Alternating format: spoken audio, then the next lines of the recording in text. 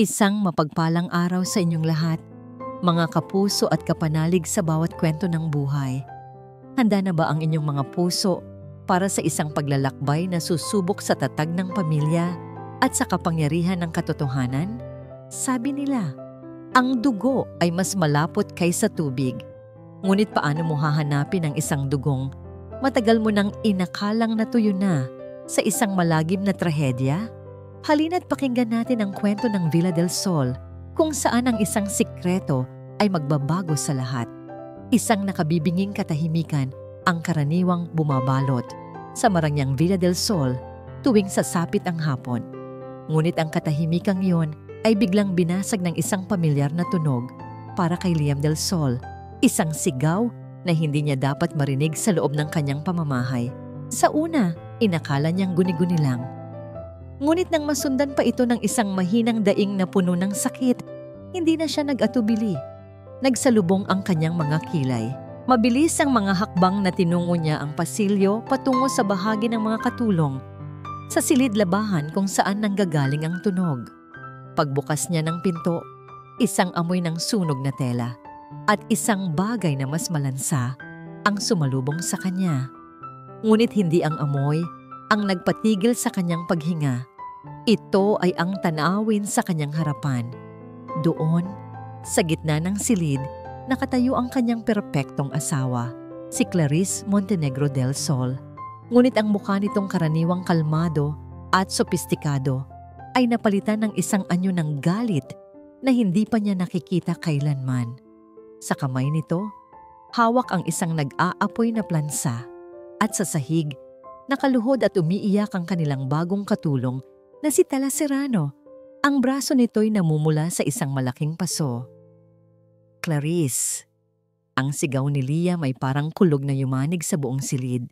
Gulat na napalingon si Clarice, ang mga matay ng lalaki, sa pagkabigla nang makita ang asawa. Ngunit mabilis itong nakabawi. Liam, mabutit dumating ka. Ang babaeng ito, magnanakaw siya. Hindi pinansin ni Liam ang sinabi nito. Isang hakbang lang ay nasa pagitan na siya ng dalawang babae. Agad niyang hinablot ang plansa mula sa kamay ni Clarice at malakas itong ibinagsak sa sahig. Lumikha ito ng isang nakatutulig na ingay. Pagkatapos ay yumuko siya upang harapin si Tala na nanginginig sa takot at sakit. Anong nangyari? Tanong niya. Ang boses ay malumanay, ngunit may diin. Huwag mo siyang pakinggan, Liam. Muling sabat ni Clarice, ang boses ay nanginginig na sa pinaghalong gulat at galit. Itinuro niya ang nanginginig na si Tala. Nakita ko siya. Ninanakaw niya ang kwintas ng pamilya, ang pamana pa ng lola mo.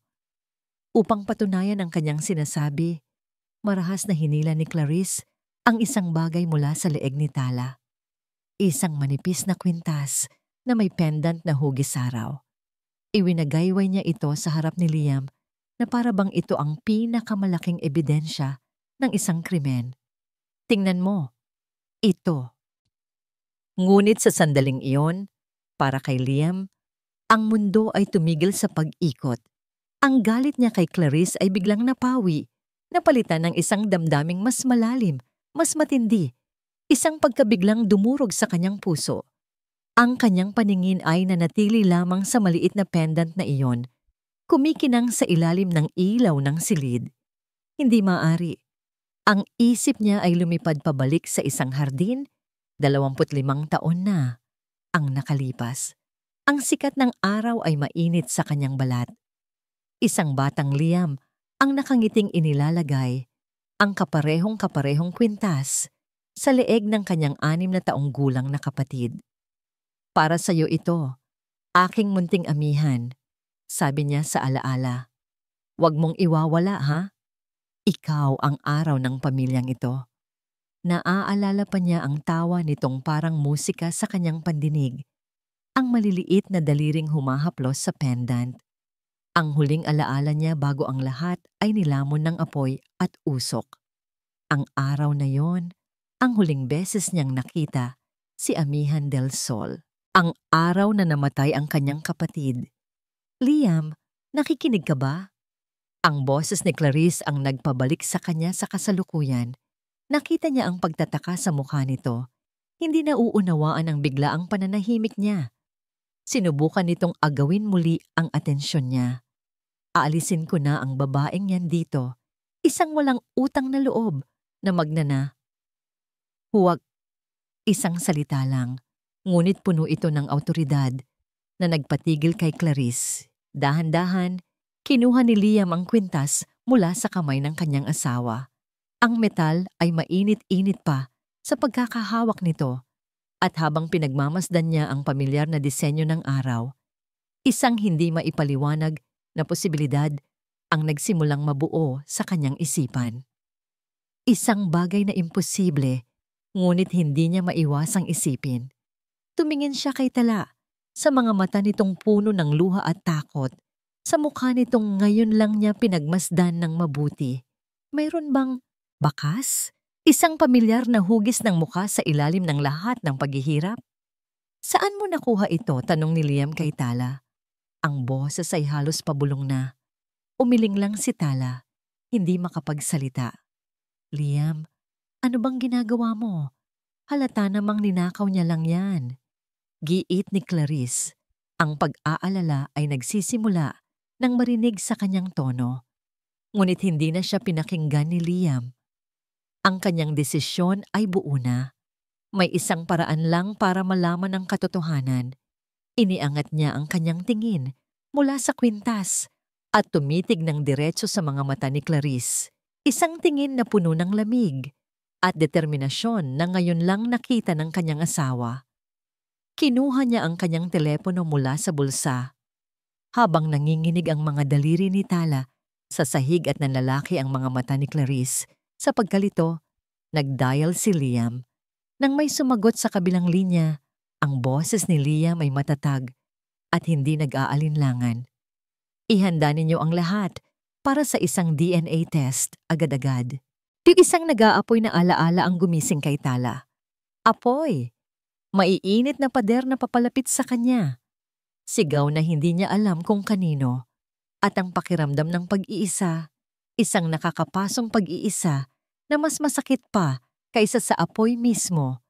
Napabalikwas siya ng bangon, humihingal at naliligo sa malamig na pawis. Ngunit hindi ito ang kanyang maliit at masikip na silid sa quarters ng mga katulong. Malambot ang kama, puti at malinis ang kumot, at ang hangin ay amoy gamot at hindi panis na pagkain. Nasaan ako? Sinubukan niyang igalaw ang kanyang braso at isang matinding kirot ang biglang kumalat sa kanyang katawan na nagpabalik sa lahat ng nangyari. Ang plansa, ang nagniningas na galit sa mga mata ni Senyora Clarice, ang nakakapasong sakit sa kanyang balat. Napatingin siya sa kanyang braso. Maingat itong nakabendahe. Ang huling naaalala niya ay ang pagdating ni Senyorito Liam, ang pagbagsak ng plansa, at ang malamig na awtoridad sa boses nito nang tumawag ito sa telepono. Si Senyorito Liam, iniligtas siya. Ang pinto ay dahan-dahang bumukas at napaurong si Tala sa takot. Inakalang si Senyora Clarice iyon. Ngunit ang pumasok ay ang mismong lalaking nasa isip niya. Si Liam Del Sol. Walang bakas ng galit sa mukha nito. Tanging isang hindi niya mabasa na emosyon. Pag-aalala? Awa? Hindi niya masabi. May dala itong isang baso ng tubig at isang maliit na tray ng pagkain. Inilapag niya ito sa mesang katabi ng kama. Kumusta ang pakiramdam mo? Tanong ni Liam. Ang boses ay mahinahon, malayong-malayo sa sigaw nito kanina. Hindi nakasagot si Tala. Tumango lang siya. Ang mga matay nakatutok sa sahig. Isang hamak na katulong lang siya. Hindi siya sanay na kausapin ng ganito ng kanyang amo. Hindi siya sanay sa kabaitan. Ang kabaitan ay isang bagay na laging may kapalit. Huwag kang matakot, sabi ulit ni Liam, na para bang nabasa ang tumatakbo sa kanyang isip. Wala nang mananakit sa'yo rito. Iniabot nito ang baso ng tubig. At sa pagkakataong ito, naglakas loob siyang tumingin dito. At sa mga mata ni Liam, Wala siyang nakitang pagbabanta. Tanging isang malalim na lungkot at isang matinding pagtatanong. Ang kwintas. Mahinang sabi ni Liam. Matagal na ba yan sa'yo? Automatikong napahawak si Tala sa kanyang leeg. Wala na roon ang kwintas. Isang biglaang kilabot ang kanyang naramdaman. Iyon na lang ang nag-iisang bagay na pag-aari niya sa buong buhay niya. Na nasa inyo po. Halos pabulong niyang sagot. Huwag niyo po sanang kunin. Yan na lang po ang alaala ko. Alaala mula kanino? Umiling si Tala. Hindi ko po alam. Simula pa po noong bata ako, suot ko na po yan. Galing daw po ako sa isang sunog. Sabi ng nag-alaga sa akin sa ampunan.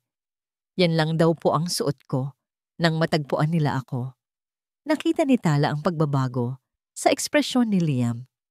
Isang kislap ng sakit ang dumaan sa mga mata nito bago ito muling naging seryoso.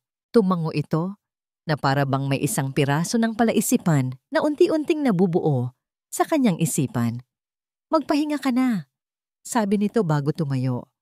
Tawagin mo lang ang nurse kung may kailangan ka.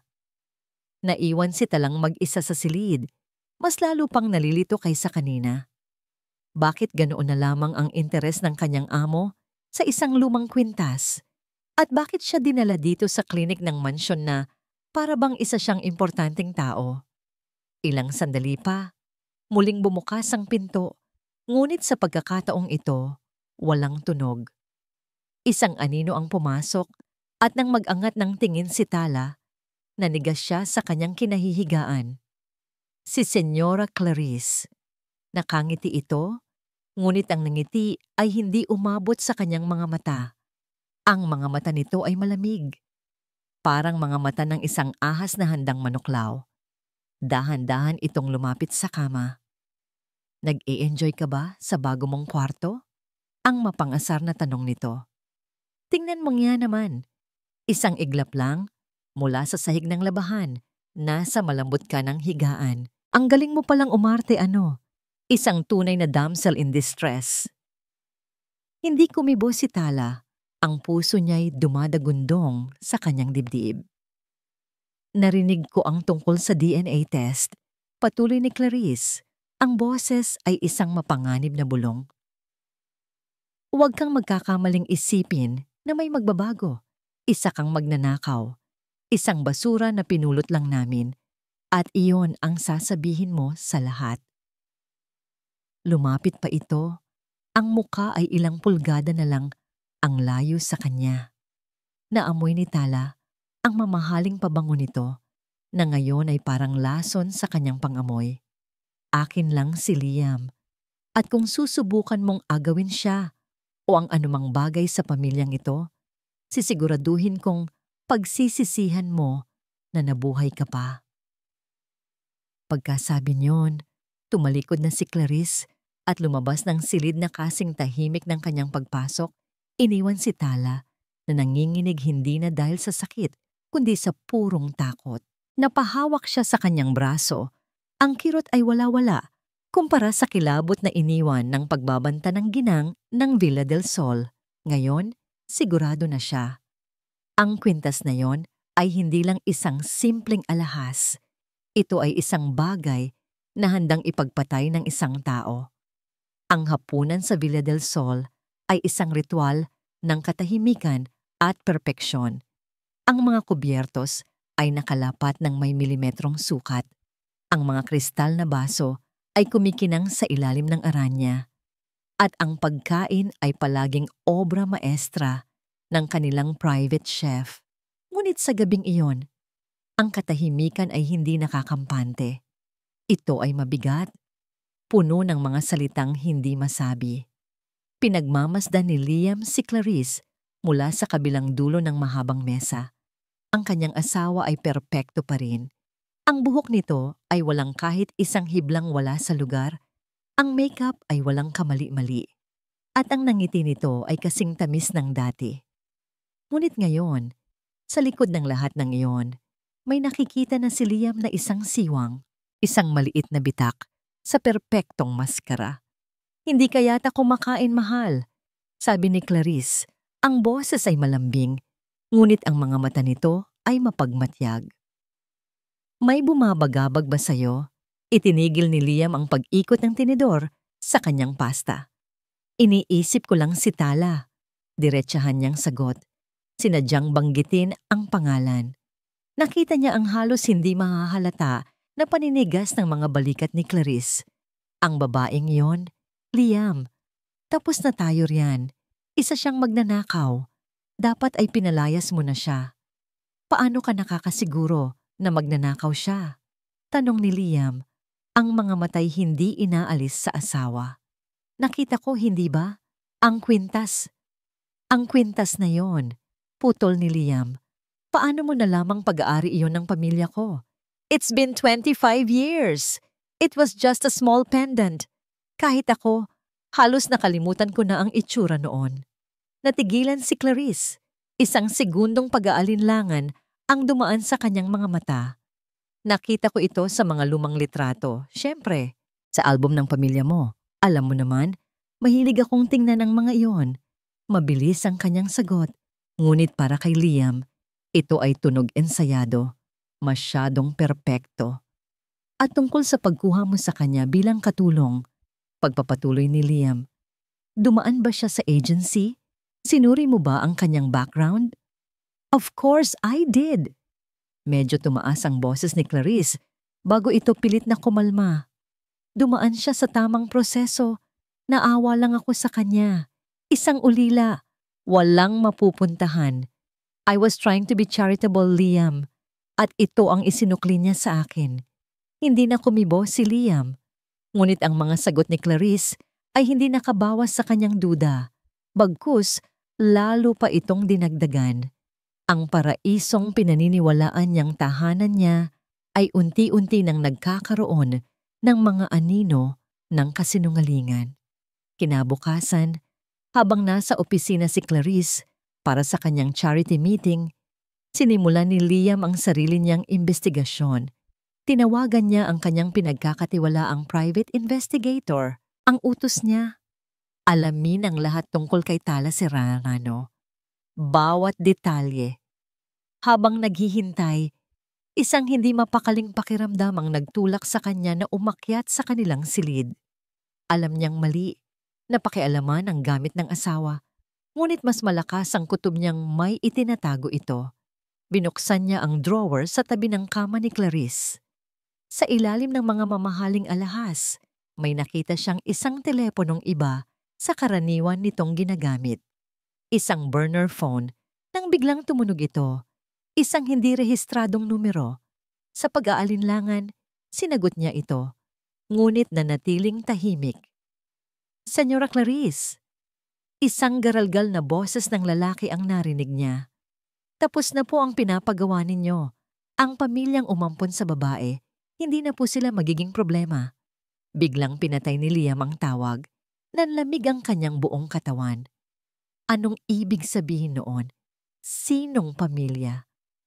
Ilang oras pa, tumawag ang kanyang investigador. Sir Liam, sabi nito sa kabilang linya, may nalaman na po ako. Si Tala Serrano ay lumaki sa St. Jude's Orphanage. Ayon sa records, natagpuan siya ng isang magsasaka malapit sa gilid ng inyong lumang hasyenda sa Batangas. Isang araw, pagkatapos ng malaking sunog, 25 taon na ang nakalipas. Tumugma ang lahat. Ang lugar, ang oras. May isa pa po, sir, dagdag ng investigador.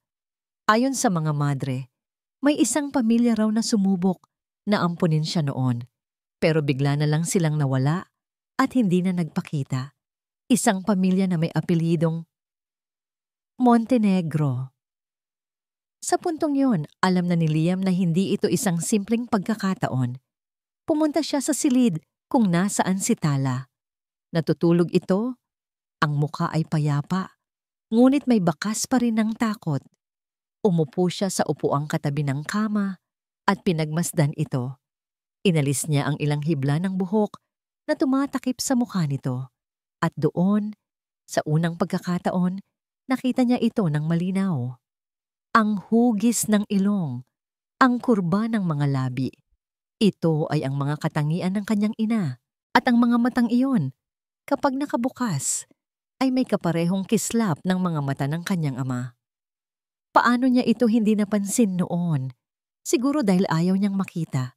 Dahil ang pag-asa ay mas masakit kaysa sa pagtanggap sa isang matagal ng trahedya. Pero ngayon, ang pag-asa ay bumabalik. At kasama nito, isang lumalaking galit. Muling tumunog ang kanyang personal na telepono. Ang imbestigador ulit. Sir, may isa pa po akong nalaman. Isang bagay na baka maging importante. Huminga ito ng malalim. Ang apelyido ng pamilyang Montenegro, konektado sila sa kumpanyang kalaban ng pamilya ninyo noong panahon ng sunog. Isang nakabibinging katahimikan. Para kay Liam, ang huling piraso ng palaisipan ay nalaglag na sa lugar at ang nabuong larawan ay isang imahe ng purong kataksilan. Hindi na lang ito tungkol sa isang ninakaw na kwintas. Ito ay tungkol sa isang ninakaw na buhay. Ang impormasyong yon mula sa investigador ay hindi lang isang patak ng lason sa isipan ni Liam. Ito ay isang malakas na agos na tumangay sa lahat ng natitira pa niyang tiwala. Ang koneksyon ng mga Montenegro sa kumpanyang katunggali ng kanyang ama noong panahon ng sunog. Hindi iyon maaaring maging isang simpleng pagkakataon. Kinabukasan, hindi na siya pumasok sa opisina. Isang lugar lang ang kailangan niyang puntahan. Ang lumang aklatan ng kanyang ama. Isang silid na halos 2 dekada na niyang hindi pinapasok. Ang amoy ng mga lumang libro at mamahaling kahoy ay sumalubong sa kanya, kasama ang mga alaala ng isang amang palaging abala, palaging may kausap sa telepono tungkol sa negosyo. Sa likod ng isang malaking estante, natagpuan niya ang mga filing cabinet na naglalaman ng mga dokumento mula sa panahong yon. Nag-umpisa siyang maghalongkat, mga kontrata, financial statements, mga sulat. Habang lumalalim ang kanyang paghahanap, isang pangalan ang paulit-ulit na lumilitaw. Montenegro Mining Corporation. At natagpuan niya ito. Isang folder na may markang confidential. Sa loob, naroon ang mga sulat sa pagitan ng kanyang ama at ni Ricardo Montenegro, ang ama ni Clarice. Ang mga unang sulat ay propesyonal, ngunit habang tumatagal, ang tono ay nagiging mas agresibo. May mga salitang may salungguhit, hostile takeover, threats, unfair competition. Ang huling sulat mula kay Don Ricardo, ilang linggo bago ang sunog, ay naglalaman ng isang pangungusap na nagpatindig ng balahibo ni Liam. Matututunan mo rin, Del Sol, na sa mundong ito, ang lahat ay nakukuha sa dahas. Ang mga hadlang ay kailangang alisin. Isang hadlang, ganoon ba ang tingin nila sa pamilya niya? Sa kapatid niya? Mahal? Napapitlag si Liam sa boses na yon. Si Clarice, nakatayo sa may pinto, may dalang isang tasa ng kape. Isang matamis na ngiti ang nasa labi nito. Ngunit ang mga mata nito'y mabilis na sinusuri ang mga dokumentong nakakalat sa mesa. Ano ang ginagawa mo rito? These are just old, dusty files, sabi nito habang papalapit. Iniisip ko lang na balikan ang ilang mga alaala ni Papa. Malamig na sagot ni Liam, hindi inaalis ang tingin sa mga papel. Hayaan mo na yan. Sumasakit lang ang ulo mo dyan, sabi ni Clarice sa malambing na tono. Inilapag nito ang kape sa mesa at sa isang aksidenteng paggalaw, natabig nito ang tasa. Ang mainit at maitim na likido ay bumuhos sa mismong mga sulat na binabasa ni Liam. Oh my goodness, I'm so sorry. Tili ni Clarice na may perpektong pagkukunwari ng pagkabigla. Agad itong kumuha ng panyo at sinubukang punasan ang mga papel, ngunit lalo lang kumalat ang mantsa. Ang mga salita sa sulat ni Don Ricardo ay tuluyan ng nabura. Tinitigan lang siya ni Liam. Walang emosyon. Ngunit sa loob-loob niya, isang bulkan ng galit ang sumasabog. Aksidente? Hindi. Isa itong sinadyang pagwasak sa ebidensya. Hayaan mo na, sabi ni Liam. Ang boses ay nakakakilabot sa pagiging kalmado. Papel lang yan. Kinahapunan, nagpaalam si Liam na may pupuntahan siyang business meeting. Ngunit hindi sa Makati ang punta niya. Nagmaneho siya papunta sa opisina ni Don Ricardo Montenegro. Ang opisina ng Don ay nasa pinakatuktok ng isang nagtataasang gusali na may tanawin ng buong syudad. Si Don Ricardo, isang lalaking nasa edad 70, na ngunit may tindig pa rin ng isang hari, ay ngumiti nang makita siya. Liam, iho, what a pleasant surprise. Don Ricardo? Bati ni Liam, tinanggap ang kamay nito. Napadaan lang po. May gusto lang sana akong itanong. Ano yun? Tungkol po sa kompetisyon ninyo ng aking ama noon. Simula ni Liam, pinapanood ang bawat reaksyon sa mukha ng matanda. Naging matindi raw po yata. Ang ngiti ni Don Ricardo ay hindi nagbago. Business is business, iho. Ang iyong ama ay isang mahusay na kalaban, a fighter. Sayang at maaga siyang nawala. May nabasa po kasi ako sa mga sulat niya. Tila may mga banta raw po siyang natatanggap. Isang saglit na pananahimik. Tumingin si Don Ricardo sa labas ng bintana. Ang negosyo ay isang gubat, Liam. Kung hindi ka handang lumaban, lalamunin ka. Ang iyong ama, lumaban siya. Ngunit kung minsan, kahit ang pinakamagagaling ay natatalo. Ang mga salita ay puno ng pagbabanta, isang pag-amin na nakatago sa isang pangaral. Alam na ni Liam na wala siyang makukuhang diretsyong sagot. Pag-uwi niya sa Villa del Sol, sinalubong siya ng matandang katiwala ng kanilang pamilya, si Mang Tomas, na naglilingkod sa kanila mula pa noong bata pa siya. Nakita nito ang bigat sa kanyang mukha. Senyorito Liam, ayos lang po ba kayo? Tumangulang si Liam. Ngunit bago pa siya makalakad palayo, hinawakan ni Mang Tomas ang kanyang braso.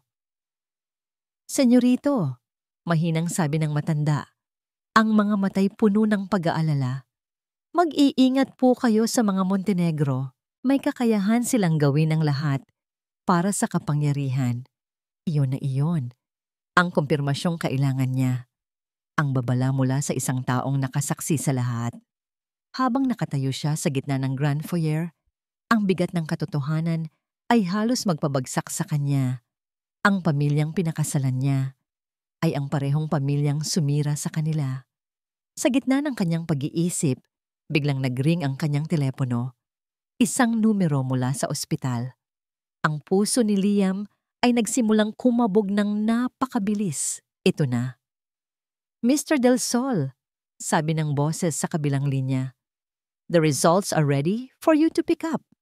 Ang oras ay tila gumagapang.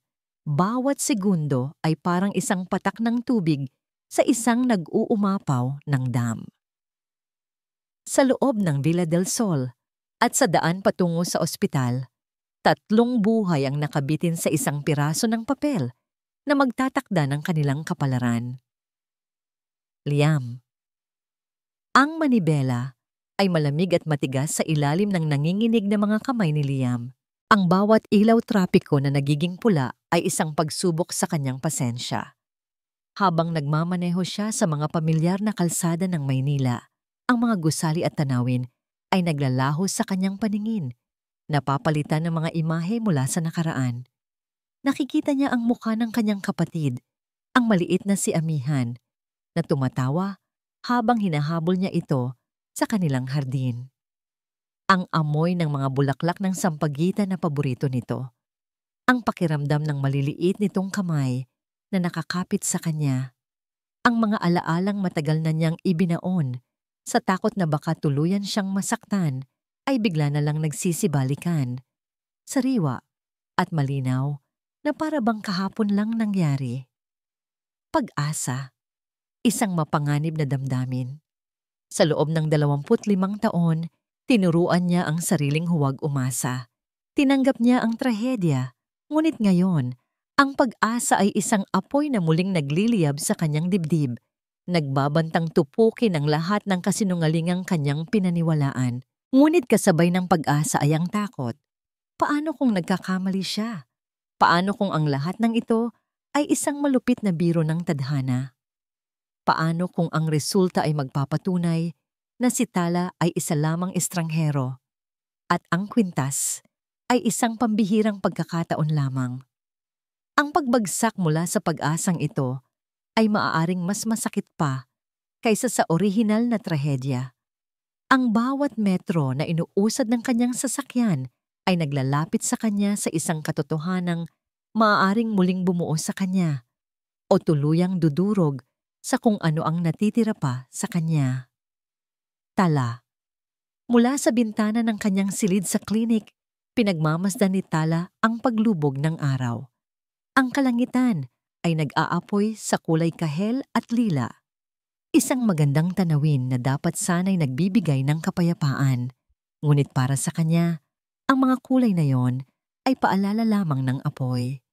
Simula nang dumating siya sa mansyong ito, ang buhay niya ay naging isang panaginip o isang bangungot. Hindi niya masabi. Ang biglaang kabaitan ni Senyorito Liam, ang nakamamatay na galit ni Senyora Clarice, ang mga doktor at nurse na nag-aasikaso sa kanya. Pakiramdam niya ay isa siyang piyesa sa isang laro na hindi niya naiintindihan ang mga patakaran. Isang bahagi niya ang gustong tumakbo. Tumakas mula sa Villa del Sol, bumalik sa simpleng buhay kung saan ang pinakamalaki niyang problema ay kung paano makakakain sa susunod na araw. Doon, kahit mahirap, malaya siya. Dito, pakiramdam niya ay isang ibon sa loob ng isang gintong hawla, naghihintay sa hatol ng kanyang mga tagabihag. Ngunit may isang bahagi rin sa kanya na gustong manatili. Isang kuryosidad na nangingibabaw sa kanyang takot. Ang DNA test.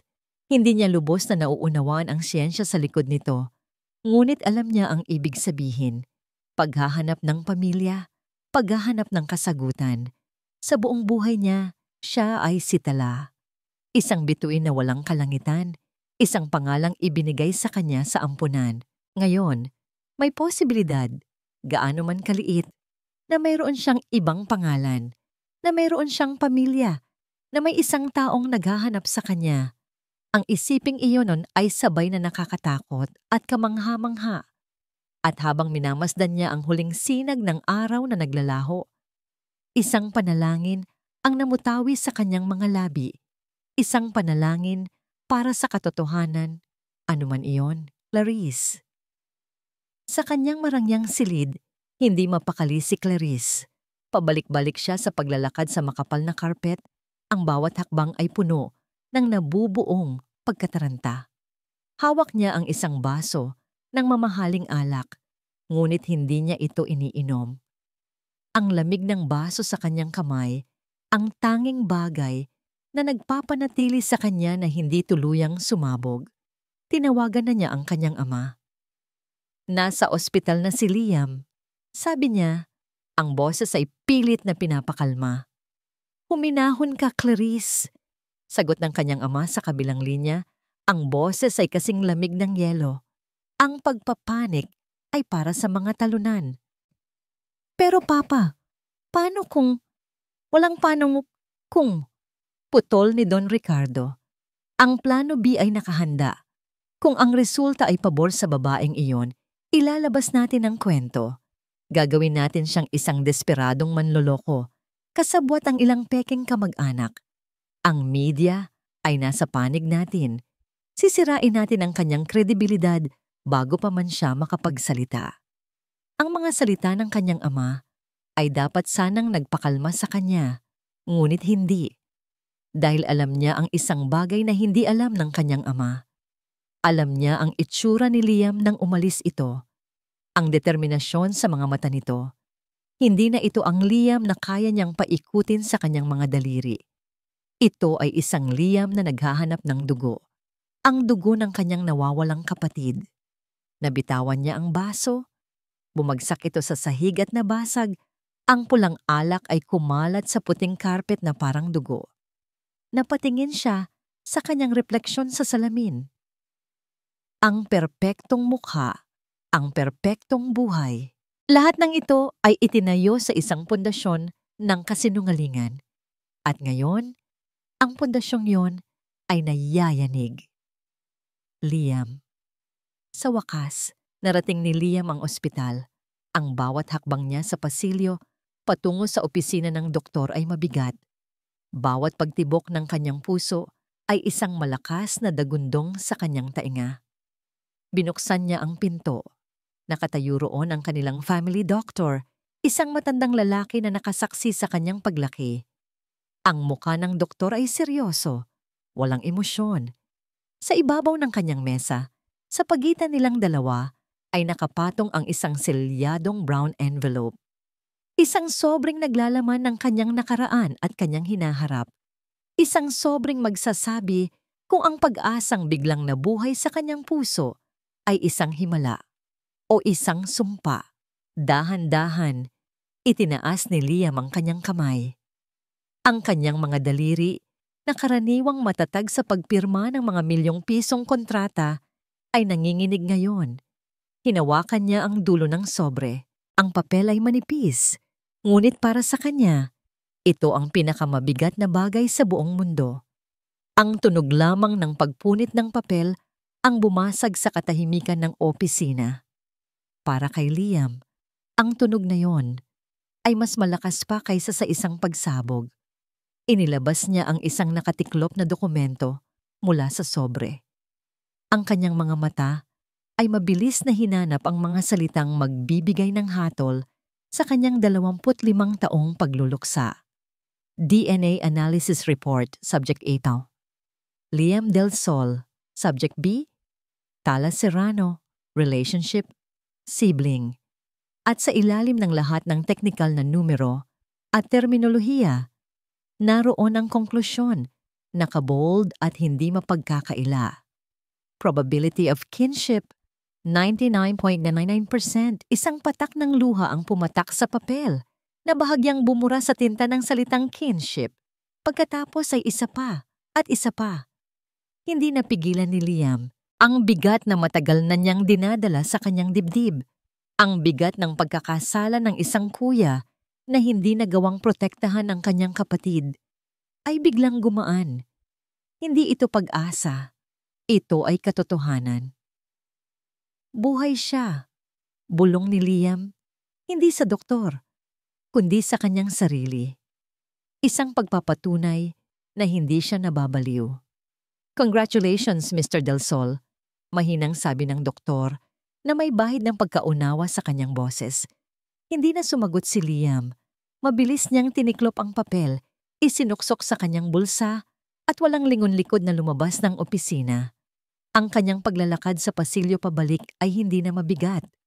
Ito ay mabilis. May layunin. May apoy. Ang kalungkutan ay napalitan ng isang damdaming mas matindi, mas mapanganib. Isang nag-aalab na galit. Habang nagmamaneho siya pabalik sa Villa del Sol, hindi na mga alaala ni Amihan ang nasa isip niya. Ang nakikita niya ngayon ay ang mga mata ni Clarice, ang pagkukunwari, ang kasinungalingan, ang kalupitan. Hindi lang nito sinaktan ng isang inosenteng babae, sinadya nitong saktan ang kanyang kapatid. Pinanatili nitong bihag sa ilalim ng sarili niyang bubong. Ginawang alipin, pinahirapan. Ang bawat kasinungalingang sinabi ni Clarice sa kanya sa loob ng 5 taon nilang pagsasama ay parang mga piraso ng bubog na tumutusok ngayon sa kanyang puso. Ang asawa niya? Wala na siyang asawa. Ang babaeng naghihintay sa kanya sa mansyon ay isang halimaw. Ang malakas na pagbukas ng pinto ng Villa del Sol ay yumanig sa buong kabahayan. Ang mga katulong ay napahinto sa kanilang ginagawa. Gulat sa hindi inaasahang pagdating at sa madilim na aura na bumabalot sa kanilang amo. Natagpuan niya si Clarice sa sala. Kalmadong nakaupo sa isang silyon. Nagbabasa ng isang magasin na para bang wala itong anumang inaalala sa mundo. Nang makita siya nito, isang perpektong nangiti Ang sumilay sa mga labi nito. Mahal, ang aga mo yatang umuwi. Ang salita ni Clarice ay hindi natapos. Inihagis ni Liam ang resulta ng DNA test sa mesang salamin sa harapan nito. Ang papel ay umikot at tumigil sa mismong tapat niya. Ano yan? Tanong ni Clarice. Ang pagkukunwari ay hindi pa rin nawawala. Ngunit ang mga mata nito'y hindi maalis sa sobre. Basahin mo, utos ni Liam. Ang boses ay mababa at puno ng panganib.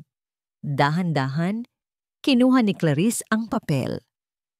Habang binabasa niya ang mga salita, nakita ni Liam ang unti-unting pagguho ng kanyang maskara.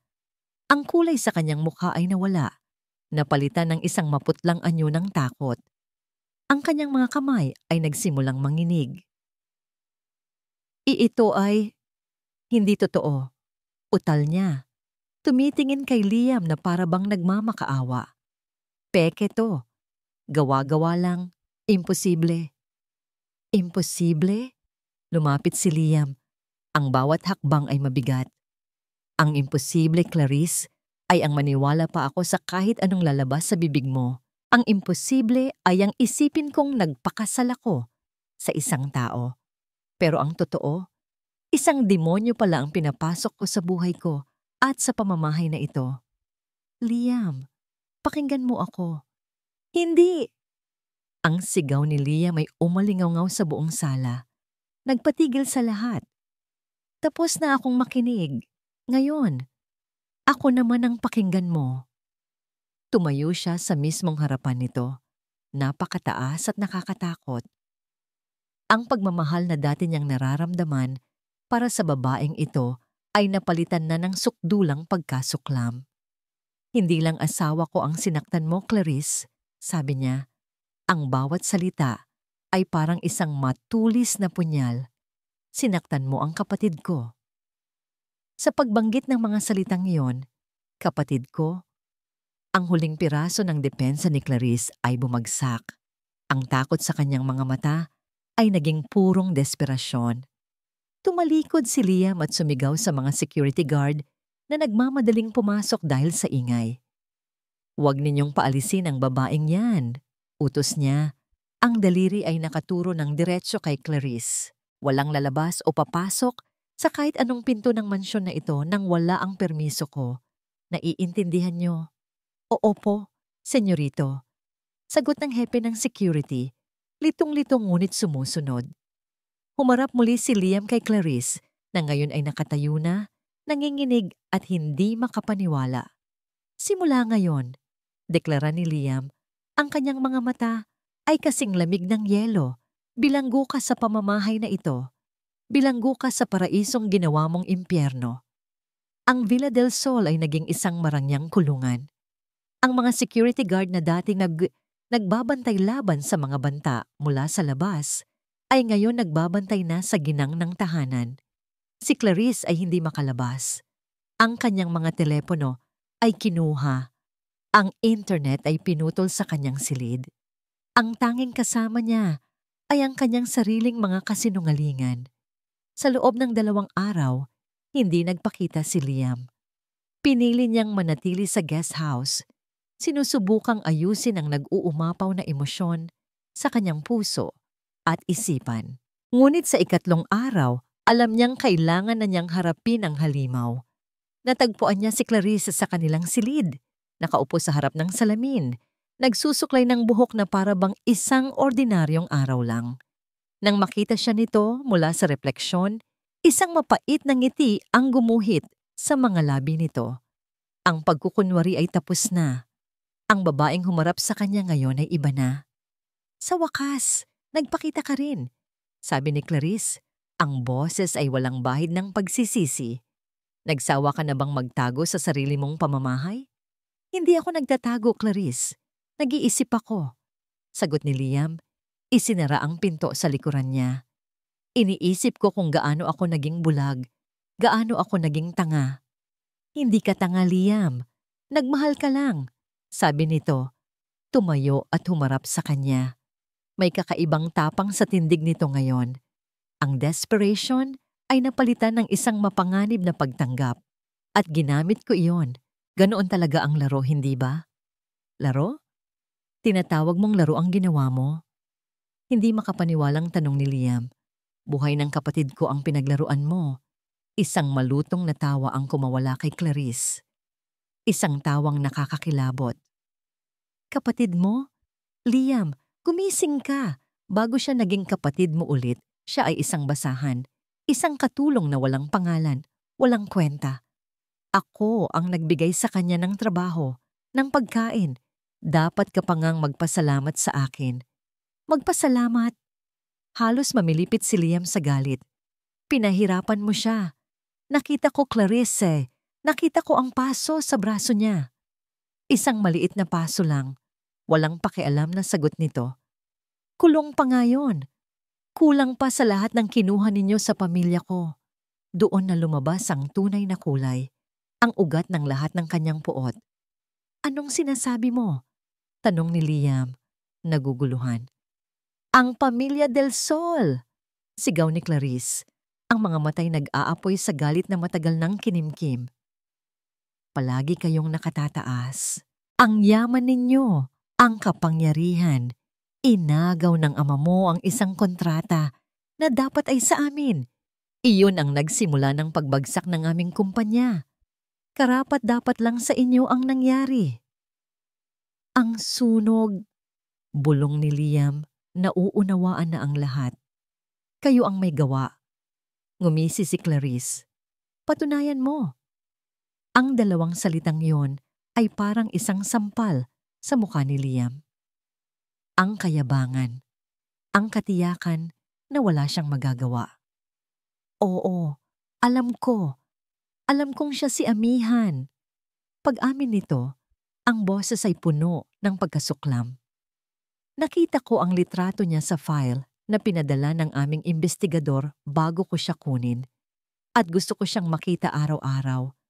Gusto kong makita ang tagapagmana ng mga Del Sol na naglilinis ng sarili kong banyo, na kumakain ng mga tira-tira. Gusto kong maramdaman niya araw-araw na isa lang siyang basahan. Napakuyom ang mga kamao ni Liam. Bawat salita ay parang lason na pumapasok sa kanyang pandinig. Bakit, Clarice? Bakit mo ako pinakasalan? Dahil iyon ang pinakamagandang paghihiganti? Sagot nito, lumapit at hinaplos ang kanyang pisngi. Iniiwas niya ito na para bang isang nagniningas na bakal. Ang makuha ang lahat ng sayo, ang maging Mrs. Del Sol, ang kontrolin ang lahat ng yaman na dapat ay samin. At sa sandaling nalaman kong buhay pa pala ang kapatid mo, naisip ko, bakit hindi gawing mas masaya ang laro? Isa kang halimaw. At isa ka namang martir. Ganti nito. Subukan mong maghanap ng ebidensya. 25 taon na ang nakalipas, Liam. Walang nakakita, walang nakakaalam. Sinong maniniwala sa'yo? Isang baliw na bilyonaryo laban sa respetadong pamilya Montenegro? Good luck with that. Tumalikod si Liam. Hindi na niya kayang makita pa ang mukha nito. Hindi na niya kaya. Bago siya lumabas ng pinto, huminto siya. Gagawin ko ang lahat, Clarice. Lahat. Para makuha ang hustisya para sa kapatid ko. Talaga? Mapanghamong sabi nito. Tingnan natin. Habang papalayo si Liam, hindi niya nakita ang paglabas ni Clarice ng isang maliit at nakatagong telepono mula sa ilalim ng kutsyon. Isang numerong pamilyar sa kanya ang kanyang tinawagan. Papa, sabi niya. Ang boses ay kalmado na, ngunit puno ng panganib. Hindi na gumagana ang paglalaro.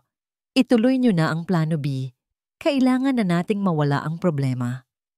Samamantala, sa kabilang bahagi ng mansyon, kinakatok ni Liam ang pinto ng silid kung nasaan si Tala. Nang bumukas ito, nakita niya ang takot at pagkalito sa mga mata ng dalaga. Huminga siya ng malalim. Pinilit na pakalmahin ang nagwawalang galit sa kanyang puso. Tala, sabi niya. Ang boses ay nanginginig sa unang pagkakataon. Kailangan nating mag-usap. Lumapit siya. At sa unang pagkakataon, tinawag niya ito sa pangalang matagal na niyang ibinaon. Amihan. Ang reaksyon sa mukha ni Tala ay isang halo ng pagkabigla, pagkalito, at isang kislap ng isang malayong alaala. Ang pangalang iyon na parang isang himig mula sa isang nakalimutang panaginip. Ang pagtawag ni Liam sa kanya ng amihan ay nag-iwan kay Tala sa isang estado ng pagkalito. Ipinaliwanag ni Liam ang lahat, ang resulta ng DNA test, ang kwintas, ang kanilang nakaraan. Ngunit para kay Tala, na ang buong buhay ay ginugol sa pagiging isang wala, ang katotohanan ay masyadong malaki, masyadong hindi ka panipaniwala. Parang isang kwento mula sa mga librong hindi niya kailanman nabasa. Ibig sabihin, kapatid ko kayo? Halos pabulong niyang tanong, ang mga matay nakatitig sa lalaking kaharap niya. Ang kanyang amo ay kanyang kapatid. Oo, sagot ni Liam, ang mga matay puno ng emosyong hindi maipinta. At hindi kita iiwan ulit, pangako. Ngunit ang mga pangako ay madaling sirain, lalo na kapag ang kalaban ay handang gawin ang lahat. Kinabukasan, ang plano B ng mga Montenegro ay isinagawa na. Nagsimula ito sa isang eksklusibong ulat sa isang sikat na morning show. Isang concerned citizen daw ang nagpadala sa kanila ng impormasyon. At pagkatapos, lumabas sila. Isang mag-asawang nasa katanghalian na ang edad, mukhang pagod at mahirap, umiiyak sa harap ng kamera. Kami po ang tiyo at tiya ni Tala, sabi ng lalaki. Pinupunasan ang mga pekeng luha. Matagal na po namin siyang hinahanap. Nalulun po kasi siya sa masamang barkada. Ayaw na niyang bumalik sa simpleng buhay namin. Ang totoo po niyan, humikbing sabi ng babae. May malaki po siyang pangarap. Sabi niya sa amin, may plano siya. Isang araw daw, magiging mayaman siya. Gagamitin daw niya ang kwintas na bigay pa ng kanyang lola para makapanloko ng isang mayamang pamilya. Ang kwento ay perpekto. Ito ay nakakaawa, kapani-paniwala, at nakasentro sa isang kasinungalingang madaling paniwalaan ng publiko.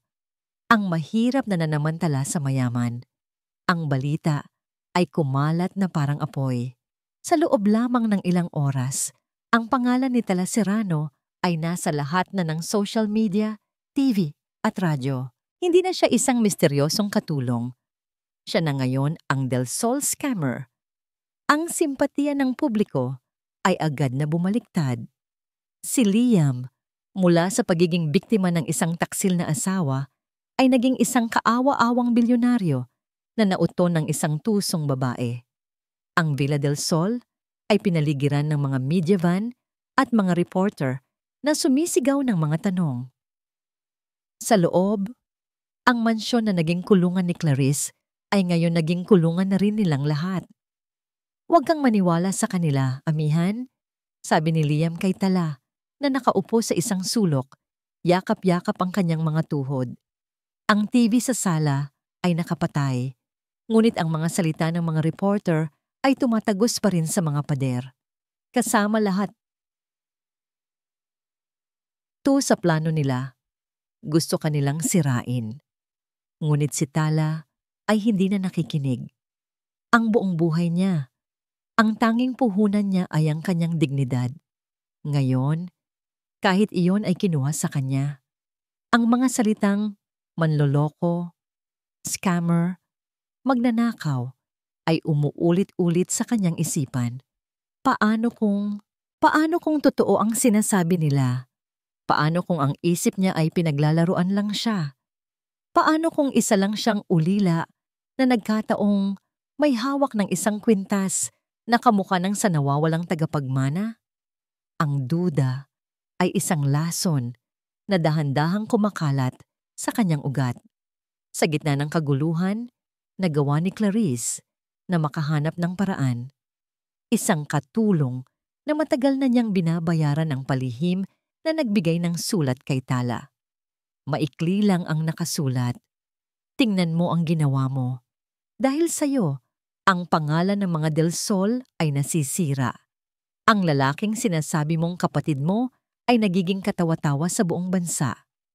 Kung may natitira ka pang kahihiyan, umalis ka na. Ang mga salitang yon ang huling tumulak kay Tala sa bingit ng kawalan. Siya ang problema. Ang pagdating niya sa mansyong ito ang nagdala ng gulo. Kung hindi siya dumating, payapa sana ang buhay ni Senyorito Liam. Payapa sana ang lahat. Kinagabihan, habang ang lahat ay abala sa pagharap sa krisis, gumawa si Tala ng desisyon. Hinintay niyang humimbing ang lahat. Kumuha siya ng isang pirasong papel at isang panulat. Ang pagsusulat ay hindi niya kasanayan, ngunit pinilit niya. Senyorito Liam, sinubukan niyang isulat ang kuya, ngunit ang salita ay parang banyaga sa kanyang mga daliri. Patawad po sa lahat ng gulo. Siguro po ay tama sila. Isa lang po akong ordinaryong tao na nagkataon lang. Hindi po ako si Amihan. Salamat po sa kabaitan ninyo, pero hindi ko na po kayang manatili dito. Aalis na po ako. Sana po ay bumalik na sa dati ang lahat para sa inyo. Hindi niya nilagdaan. Dahan-dahan, inilapag niya ang sulat sa ibabaw ng kama sa klinik. Sa tabi nito, inilagay niya ang kwintas na hugis araw, ang bagay na nagsimula at ngayon ay tatapos sa lahat. Iyon na ang huling connection niya sa pag-asang hindi naman pala para sa kanya. Gamit ang daan sa likod ng kusina na alam lamang ng mga katulong, tahimik na lumabas si Tala sa Villa del Sol. Ang bawat hakbang papalayo ay parang isang karayom na tumutusok sa kanyang puso, ngunit ipinagpatuloy niya. Naglakad siya sa dilim, walang patutunguhan, dala lamang ang sakit ng isang pagkakakilanlang ipinagkait.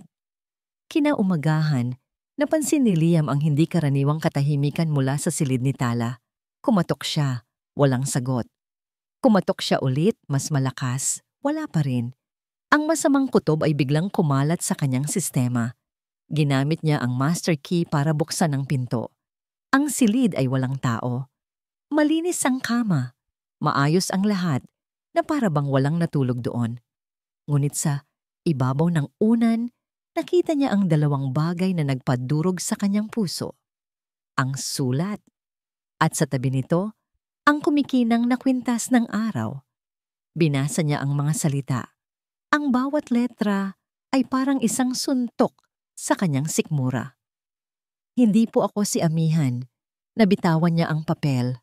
Tumakbo siya palabas ng silid, sa pasilyo, sa sala. Tala, Tala. Sigaw niya. Ang kanyang bose ay desperado. Tinanong niya ang lahat ng katulong, ang lahat ng guard. Walang nakakita. Walang nakakaalam. Naglaho siya. Napaluhod si Liam sa gitna ng grand foyer, ang dating simbolo ng kanyang kapangyarihan, na ngayon ay tila isang malaking musoleo. Hinawakan niya ng mahigpit ang kwintas sa kanyang palad.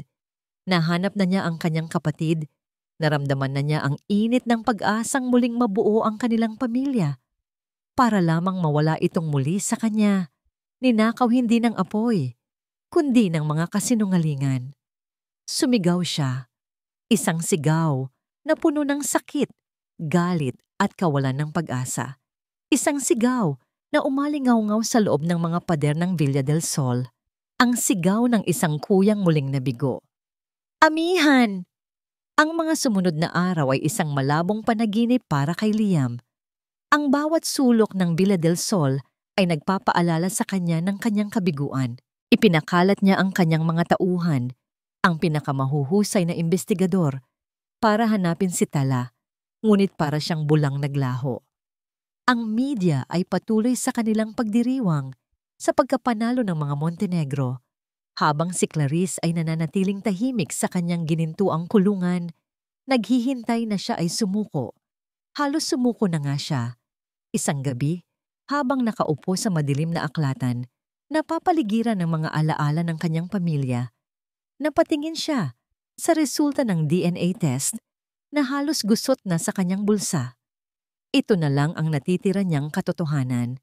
Ngunit ano ang silbi ng katotohanan kung walang naniniwala at kung ang taong pinakamahalaga sa lahat ay nawawala?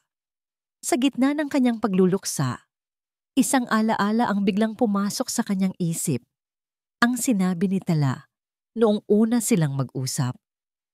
Galing daw po ako sa isang sunog, sabi ng nag-alaga sa akin sa ampunan. Yan lang daw po ang suot ko nang matagpuan nila ako. Ang nag-alaga sa kanya, ang madre. At ang mas importante, ang taong nakakita sa kanya, ang magsasaka. Isang maliit na kislap ng pag-asa ang sumibol sa kanyang puso.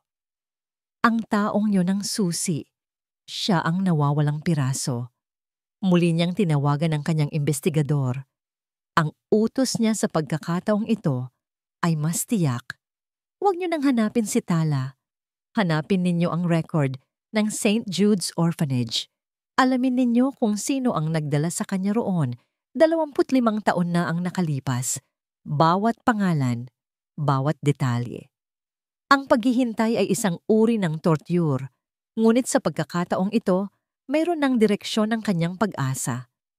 Makalipas ang isang araw na puno ng tensyon, dumating ang tawag. Sir Liam, may nakuha na kami, sabi ng investigador. Ayon sa lumang logbook ng ampunan, ang nagdala raw sa bata ay isang lalaking nagpakilalang Tomas Reyes. Walang address, walang contact number, iyon lang. Tomas Reyes, ang pangalan ay umalingaw-ngaw sa isipan ni Liam. Tomas, Mang Tomas, ang kanilang matandang katiwala, ang taong nagbigay sa kanya ng babala tungkol sa mga Montenegro. Bigla siyang nawala at nagretiro ilang taon na ang nakalipas.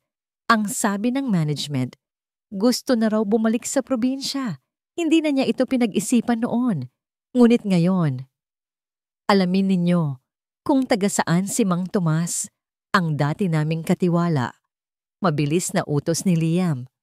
Bilis! Hindi nagtagal. Nakuha niya ang sagot. Isang maliit at liblib na baryo sa kabundukan ng Quezon. Hindi na nag-aksaya ng panahon si Liam.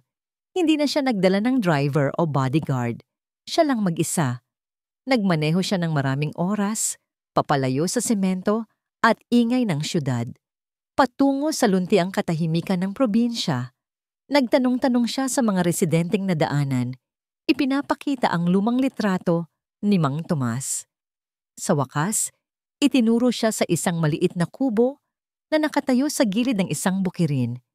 Simple ang bahay, gawa sa kawayan at nipa, ngunit napapaligiran ito ng mga namumulaklak na halaman. Isang matandang lalaki ang nakaupo sa isang tumba-tumba sa beranda. Nagkakape habang pinagmamasdan ang papalubog na araw. Dahan-dahan, bumaba si Liam sa kanyang sasakyan at lumakad papalapit. Nang marinig ng matanda ang kanyang mga yabag, lumingon ito.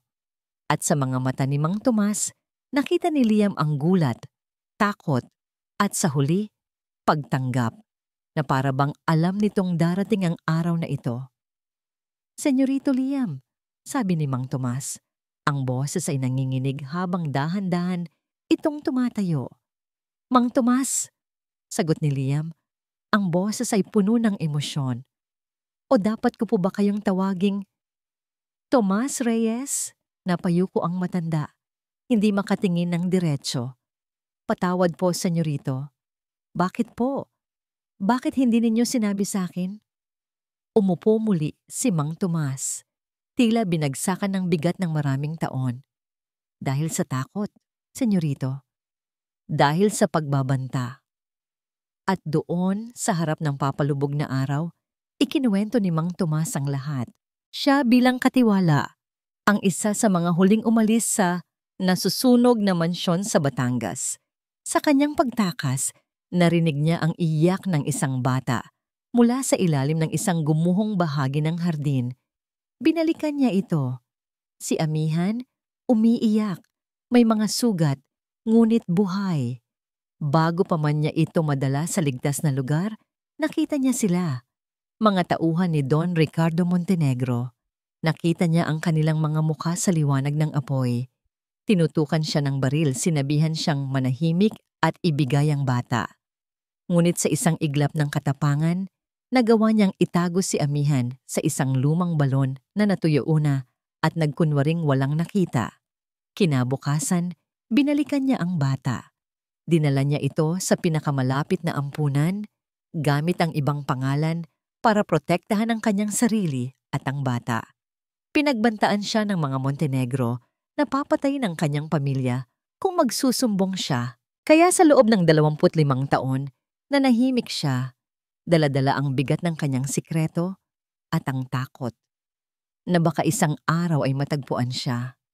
Akala ko po, iyon na ang pinakamainam na paraan para protektahan siya, sabi ni Mang Tomas. Ang mga luhay dumadaloy na sa kanyang kulubot na pisngi. Ginawa ninyo ang tama, Mang Tomas. Iniligtas ninyo ang buhay niya, sabi ni Liam. Ang puso'y puno ng pasasalamat. At ngayon, kailangan ko po ulit ng tulong ninyo para iligtas siya muli. Tumango si Mang Tomas. Tumayo ito at pumasok sa loob ng kubo. Paglabas niya, may dala na siyang isang maliit at luma na nakahon na gawa sa kahoy. Itinago ko ang isang bagay sa loob ng 25 taon. Sabi niya, ang mga kamay ay nanginginig habang inaabot ang kahon kay Liam. Isang bagay na magpapatunay sa lahat. Ang kahon na gawa sa kahoy ay tila ordinaryo sa paningin, ngunit para kay Liam, ito ang baul ng katotohanan. Dahan-dahan niya itong binuksan sa loob ng kanyang sasakyan sa ilalim ng papalubog na araw sa Quezon. Sa loob, merong 2 bagay. Ang una ay isang maliit na kwaderno, ang Gardener's Logbook ni Mang Tomas. Sa loob nito, isinulat niya ang lahat ng kanyang nalalaman at nakita. Ang mga petsa, ang mga pangalan ng tauhan ni Montenegro na naroon, ang mga pagbabanta. Isang detalyadong tala ng isang krimen na matagal nang ibinaon sa limot. Ang pangalawang bagay ang nagpatigil sa paghinga ni Liam. Isang luma at medyo malabong litrato. Kinuha pala ito ni Mang Tomas gamit ang isang luma niyang kamera ilang araw bago ang sunog nang mapansin niyang may mga kahina-hinalang tao na nagmamasid sa hasyenda. Ang litrato ay kuha mula sa malayo, mula sa likod ng mga puno. Ngunit malinaw pa rin. Isang lalaki na nakatalikod ngunit may pamilyar na tindig, nag-uutos sa 2 tauhan. At sa gilid, bahagyang nakasandal sa isang kotse, nakaharap sa kamera ay isang mas bata, mas payat, ngunit walang dudang si Ricardo Montenegro. Ito na, ang sandata niya, ang ebidensyang hindi kayang pasinungalingan, isang testamento ng isang matapat na katiwala, at ang larawan ng isang demonyo. Sir, may update po ako, sabi ng kanyang investigador nang tawagan niya ito. May isang madre mula sa St. Jude's na tumawag sa aming hotline. Ayon sa kanya, si Tala raw po ay madalas magpunta sa isang maliit na simbahan sa Quiapo. Doon daw po siya palaging nagdarasal. Ang huling piraso.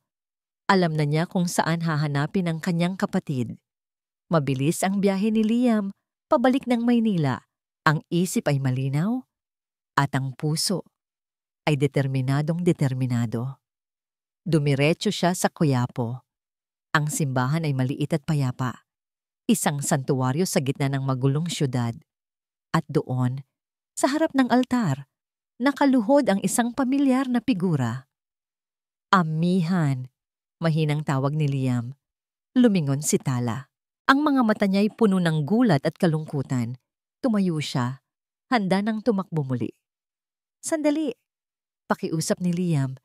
Itinaas ang kanyang mga kamay para ipakita na wala siyang masamang intensyon. Huwag ka nang umalis. Please, maniwala ka sa akin. Inilabas niya ang kwaderno at ang litrato. Ipinakita niya ito sa kanya. Habang tinitingnan ni Tala ang mga ebidensya, nakita ni Liam ang unti-unting pagbabago sa kanyang mukha. Ang duda ay napapalitan ng pagkaunawa. Ang takot ay napapalitan ng namumuong tapang. Totoo. Ang lahat? Tanong niya. Ang boses ay basag. Totoo ang lahat, sagot ni Liam. Hinawakan niya ang kamay nito. At panahon na para singilin natin sila. Panahon na para bawiin mo ang pangalan mo, ang buhay mo. Pero hindi mo kailangang gawin to ng mag-isa. Nandito na ako. Nandito na si Kuya. Sa pagkarinig ng salitang Kuya, bumuhos ang mga luhang matagal nang pinigilan ni Tala. Sa unang pagkakataon, naramdaman niyang hindi siya nag-iisa. Ang taunang charity ball ng Montenegro Foundation, ang pinakamalaking social event ng taon. Naroon ang lahat ng mayayaman, makapangyarihan, at sikat. Naroon ang buong media. Ito ang perpektong entablado. Ito ang gabi ng pagbagsak. Sa gitna ng kanyang talumpati, kung saan pinagmamalaki niya ang integridad at kabutihan ng kanilang pamilya, isang biglaang pagbabago ang nangyari sa malaking screen sa likuran ni Don Ricardo. Ang logo ng kanilang foundation ay napalitan ng isang luma at malabong litrato. Isang nakabibinging katahimikan ang bumalot sa buong ballroom. Si Don Ricardo, na nooy nakangiti, ay natigilan. Ang litrato niya, 25 taon na ang nakalipas sa mismong gabi ng sunog sa hacienda ng mga Del Sol, at pagkatapos, isang boses ang narinig mula sa mga speaker, isang boses na puno ng sakit ngunit matatag. Ang boses ni Mang Tomas sa isang recorded testimony na isinasalaysay ang lahat ng kanyang nakita. Sa kasagsagan ng gulat at pagkalito ng mga bisita, bumukas ang malaking pinto ng ballroom. Pumasok si Liam Del Sol, ngunit hindi siya nag-iisa. Sa tabi niya, nakataas ang noo, ay ang babaeng kilala ng lahat bilang si Tala Serrano. Ngunit sa gabing iyon, sa kanyang simpleng puting bestida na may suot na kwintas na hugis araw, hindi siya si Tala. "Magandang gabi sa inyong lahat," sabi ni Liam sa mikropono. Ang boses ay umaling ngaw-ngaw sa buong silid. "Nais kong ipakilala sa inyo ang kapatid ko, ang tunay at nag-iisang tagapagmana ng pamilya Del Sol, ang aking kapatid na si Amihan." Isang malakas na bulungan ang kumalat. Si Don Ricardo at Clarice ay kapwa na mutla na para bang nakakita ng multo. Ang pamilyang ito, pagpapatuloy ni Liam, itinuro ang mga Montenegro, ay hindi lang nagnakaw ng negosyo. Nagnakaw sila ng buhay. Sinubukan nilang patayin ang kapatid ko 25 taon na ang nakalipas, at nang mabigo sila, pinahirapan nila siya sa sarili kong pamamahay. Sa hudyat na iyon, bumukas ang lahat ng pinto sa paligid at pumasok ang mga pulis. Ang gabi ng selebrasyon ay naging gabi ng paghuhukom. Ang mga bisita ay nagkagulo. Ang mga kamera ng media ay walang tigil sa pag-flash. Habang papalapit ang mga pulis para arestuhin sina Don Ricardo at ang kanyang mga tauhan, isang bagay ang hindi inaasahan ni Liam. Si Clarice.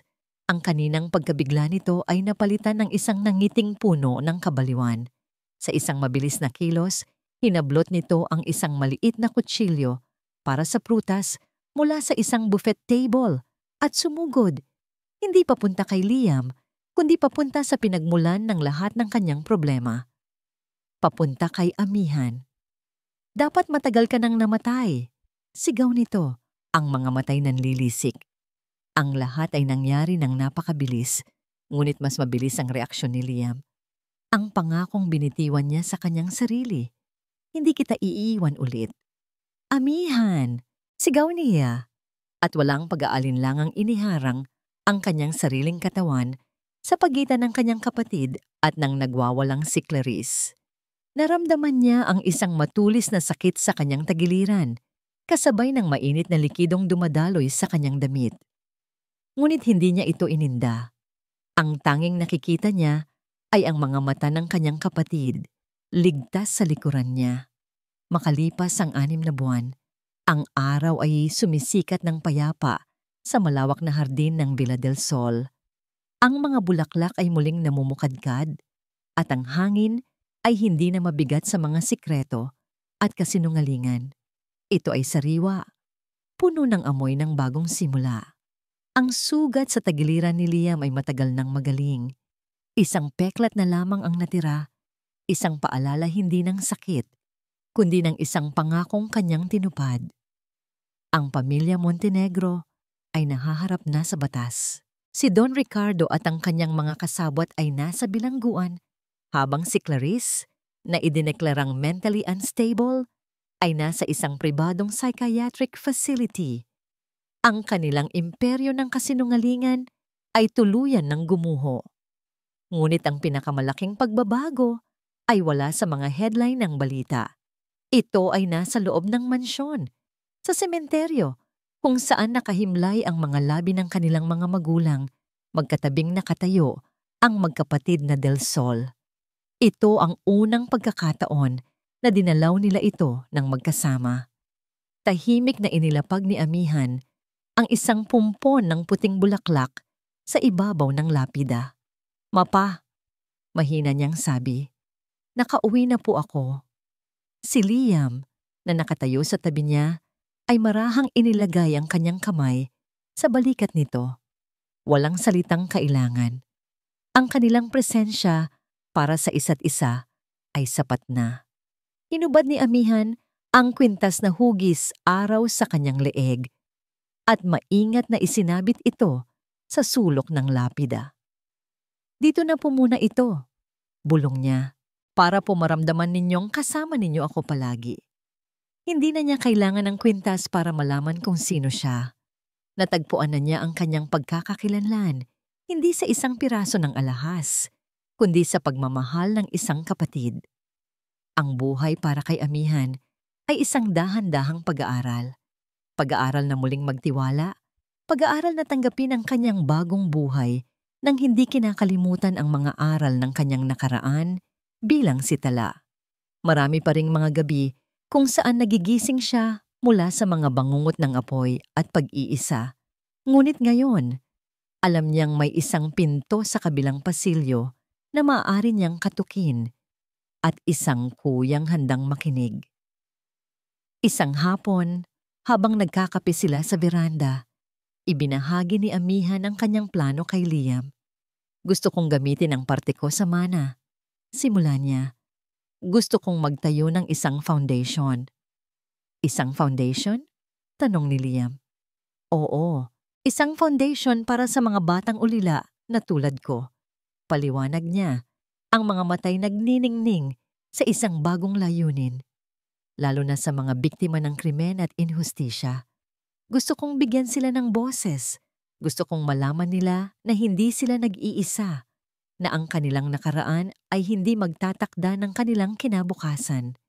Isang ngiti ng paghanga at pagmamalaki ang sumilay sa mga labi ni Liam. Ang kanyang munting kapatid ay hindi lang nakaligtas. Siya ay naging isang mandirigma. Ang babaeng dati yumuyuko sa takot ay ngayon tumatayo na para sa iba. "Iyan ang pinakamagandang ideya na narinig ko," sabi niya. "At tutulungan kita." Kinagabihan, habang ang buwan ay maliwanag na nagniningning sa kalangitan, magkatabi silang nakaupo sa hardin, sa parehong lugar kung saan sila dating naglalaro. Tahimik nilang pinagmamasdan ang mga bituin. "Alam mo," basag ni Liam sa katahimikan, "kahit nalaman na natin ang lahat, kahit Amihan ka na ulit, may isang bagay na hindi magbabago." Tumingin sa kanya si Amihan, nagtatanong. Itinuro ni Liam ang isang napakaliwanag na bituin sa kalangitan. "Iyon si Tala," sabi niya, isang matamis na ngiti sa kanyang mga labi. "Ang pinakamaliwanag na bituin. Kahit anong mangyari, palagi kang magiging tala sa akin. Ang bituin na nagbigay liwanag sa pinakamadilim kong gabi. Ang bituin na nagpabalik sa akin sa aking tahanan." Napangiti si Amihan, isang tunay, payapa, at masayang nangiti. Ang nangiti ng isang taong sa wakas ay nakahanap na ng kanyang lugar sa sansinukob. Tumingala siya sa kalangitan at sa unang pagkakataon, sa loob ng napakatagal na panahon, hindi nakadiliman ang kanyang nakita, kundi isang kalawakan ng walang hanggang posibilidad. Natagpuan na niya ang kanyang pamilya. Natagpuan na niya ang kanyang sarili. Nasa bahay na siya. At dito nagtatapos ang ating kwento. Ang katotohanan, gaano man katagal ibaon, ay palaging hahanap ng paraan upang lumabas at magbigay liwanag. At ang tunay na pamilya ay hindi nasusukat sa yaman o kapangyarihan, kundi sa pagmamahal na kayang harapin ang anumang pagsubok at sa pagpapatawad na naghihilom kahit sa pinakamalalim na mga sugat. Maraming salamat po sa inyong walang sawang pagsubaybay sa kwento ni Liam at Amihan. Sana po ay napulutan ninyo ng aral at inspirasyon ang kanilang paglalakbay. Ano po ang masasabi ninyo sa kanilang kwento? At anong uri naman ng kwento ang gusto ninyong mapakinggan sa susunod? I-comment nyo lang po sa ibaba. Hindi dito nagtatapos ang ating paglalakbay. Marami pa pong kwentong kasing ganda at mas puno ng aral dito sa aming channel. Kung nagustuhan nyo ang kwentong ito, i-like, i-share sa pamilya at mga kaibigan. At mag-subscribe na rin para lagi kayong updated sa mga susunod pa naming kwento. I-click nyo ang notification bell para kayo ang unang makarinig kapag may bago kaming upload. Pagpalain po kayo ng Panginoon, kayo at ang inyong buong pamilya. Hanggang sa muli.